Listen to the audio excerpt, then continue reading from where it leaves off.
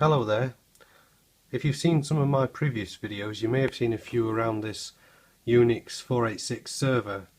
Now, they were 2 or 3 years ago now, and I've luckily managed to hold on to the PC, but never actually did anything further with it other than buy an ISA network card, which again I never did anything with once I'd put it in. So I've decided today,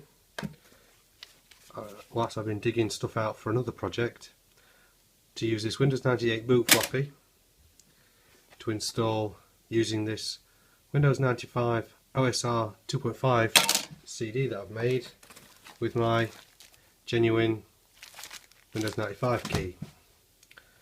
So here goes.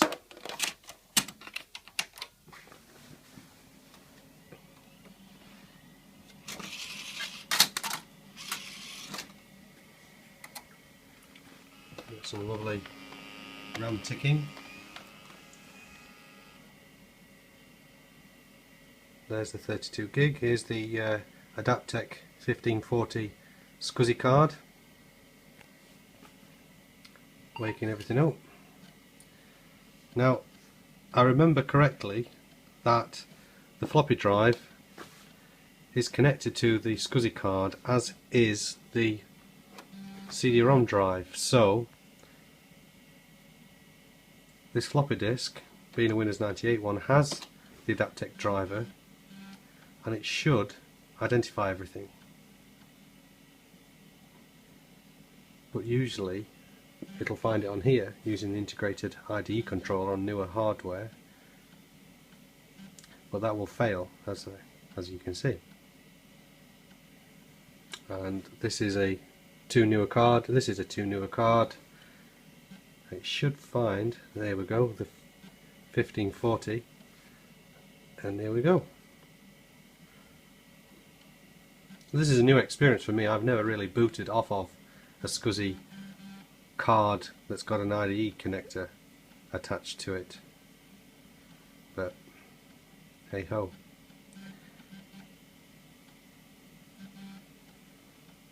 Drive C does not contain a valid FAT or FAT32 partition. Well, that's because it's got a UNIX installation on there, which I was kind of hoping to break into and just see what's on there, but it's not going to be anything interesting. The whole computer is from a firm of solicitors, and it's from 1993, so I don't think there's anything worth digging up.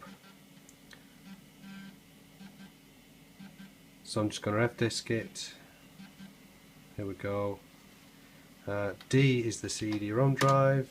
I can DIR, and you can see that the Windows 95 setup folders are all there. So let's F-disk for now. This has been about 1 trillion years since I last used it, so I'm going to have to try and remember what it is I actually need to do. I think it's a 1 gig drive. Yes. Display partition information.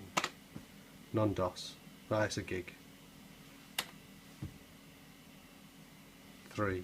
Delete partition. Delete non-DOS partition. Yes. Yes. Escape.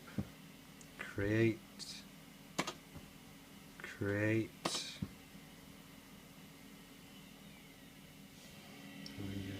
Hard drive LED is flashing away.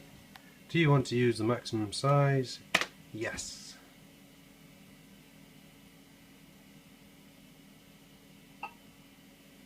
Must restart. Okay. Here we go again then. So we're back at the command prompt after the reboot. The CD drive is now E. And I should just be able to run setup.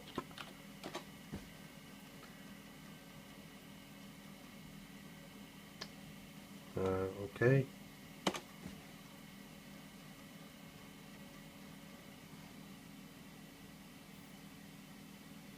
Okay, so C drive probably needs formatting, so let's format C.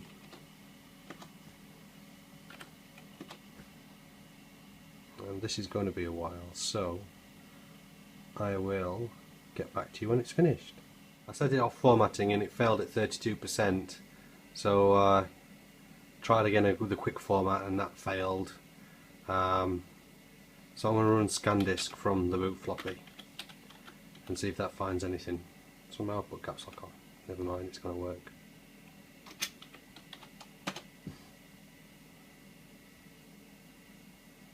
We'll choose to fix this. And undo disk, skip undo. Let's finish testing. Do you want to perform a surface scan? Yes. Okay.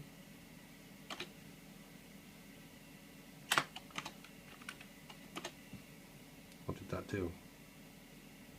Nothing. Okay.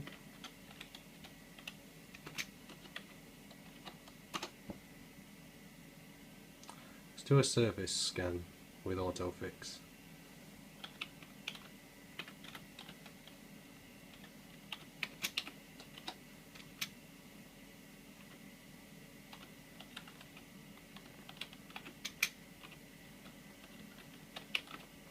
Oops.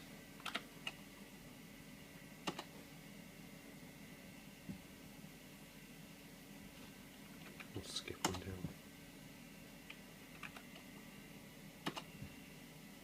Why won't it let me do a surface scan? I'll have a look.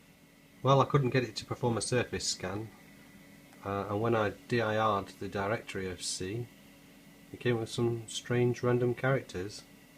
I tried to do a quick format, thinking now it's got fat on it, it should work, but it said it couldn't proceed, and so I'm telling it to do an unconditional format again, and I'll see what happens, see if it gets stuck again at 32%. This time it's got past 32%, and so we'll see where it gets to this time. Alright, so it seems to be getting there with the format. We're down to 99, or up to 99, and complete. Calculating free space. Never seen that before, or can't remember seeing that. Perhaps I've never done this sort of format for a while. So, at least it's now asking me for a volume label, so it's going to have Windows 95 on. I'll call it Win95.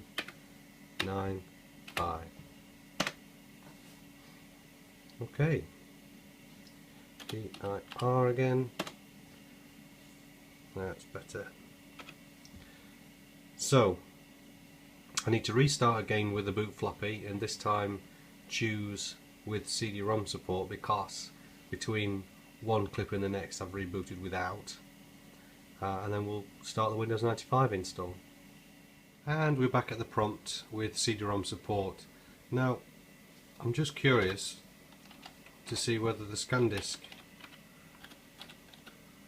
will run the surface scan now.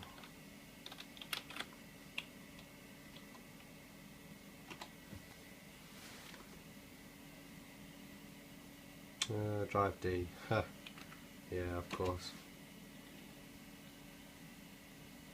Need to do scan disk C surface. Oh, wish I could type.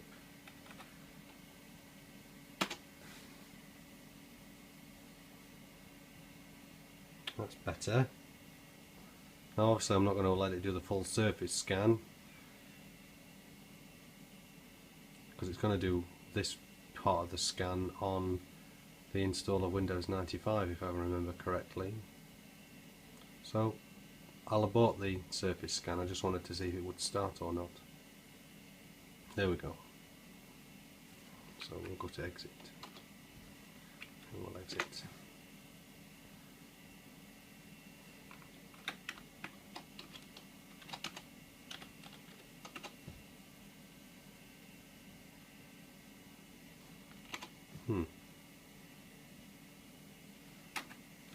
Okay. Okay, let's do D. Oh no, it's E. E. Set up.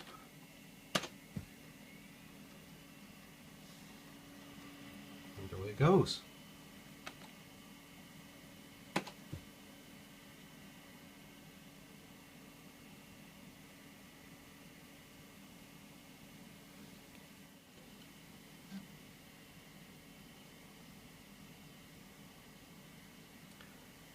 So I'm not going to show the entire installation of Windows 95. I think many of you have seen that before, and you could do it yourself in virtual machines or watch other videos on YouTube for it. So I'm just going to go ahead and install Windows 95 now, and I'll pick it up if there's anything of interest to note or any problems, or if not, when we actually get into the Windows.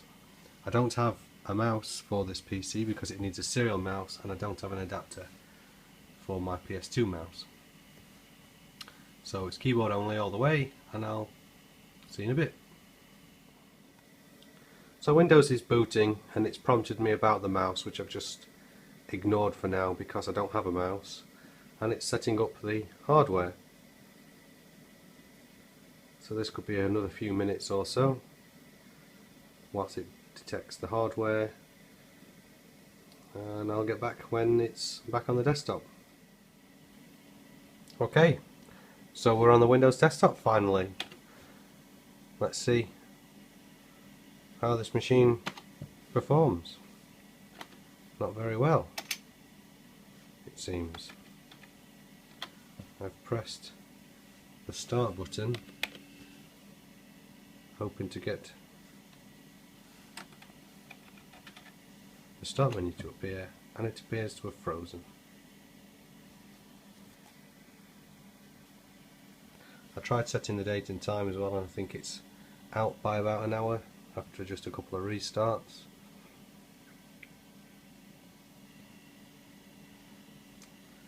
Let me see if I can get this to wake up. Well, this isn't good. I couldn't get it to respond at all, so I turned the power off. And back on again, and now the hard drive fails to get recognised, and the SCSI card does a timeout message before failing to boot. So yeah, I'll turn it off for longer and let it rest, because this is probably the longest time this PC's been turned on since it was put in storage from being an original server. So likely the hard drive was failing anyway, which is potentially why it failed to format the first few times. Okay, so a handful of reboots never got it working, so I decided to take the lid off and take a look inside and see what the crack is. Nothing immediately obvious, so I unplugged all the cables, plugged them all back in again, and now it seems to be detecting straight away and booting. I also noticed that the turbo switch wasn't plugged in, and now I can turn the turbo light on and off, and it does have an effect on the main board because it just did a scan disk from when Windows was not shut down properly, and turning turbo off made it run slow, turning it back on again, it sped up. So let it detect all this.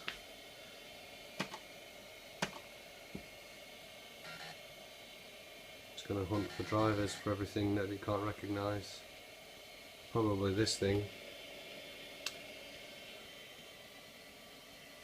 Okay, let's see where we are now. Aha! Okay, so let me put the lid back on, get the monitor closer to me, and we'll take a look at the system.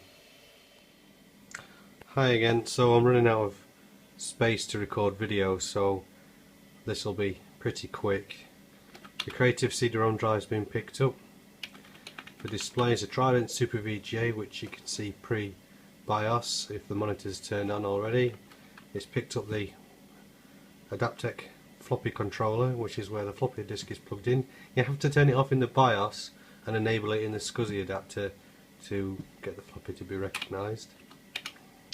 The ID hard disk controller is being picked up, which is the onboard or an expansion card.